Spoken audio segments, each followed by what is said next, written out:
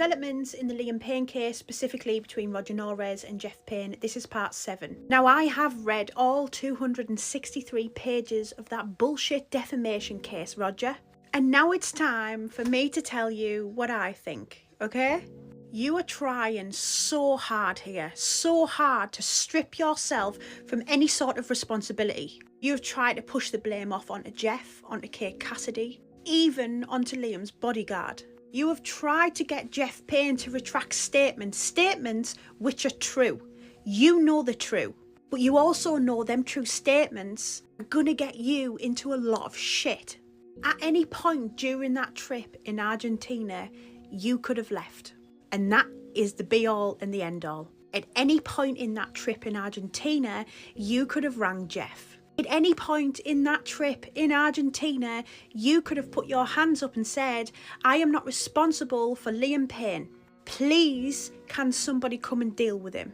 But you didn't. You put him in a hotel on his own. You abandoned him. You allowed him into vulnerable situations. You allowed him around people who would be potentially a terrible influence to him. You had an agreement with Geoff. You broke that agreement. You were brought into a circle of trust. Both Liam, your dear friend, and Liam's family thought they could trust you. You broke that trust.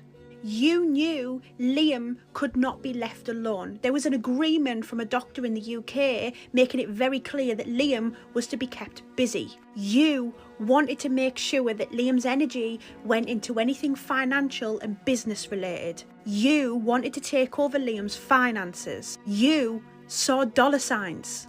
You, Roger, put Liam into the worst possible case scenario that Liam should have ever have had to be in. You are responsible for the death of Liam Payne, and that is my opinion. And I think it's about time, Judge Laura Brunard, you up the charges now, because that guy there deserves to spend the rest of his miserable existence of a life behind bars. And I do hope, Roger, you are absolutely riddled in guilt. Part of me thinks you won't be because you're selfish. All you have done through all of this is try to save your own ass. But you are nothing but a monster. Now we'll end on a disclaimer, in case Mr. Defamation himself is watching. These are strictly my opinions. My opinions based on everything that I have seen so far. Not just in the court paperwork, but everything, Roger. Do I think other people are responsible? Abso-fucking-lutely I do.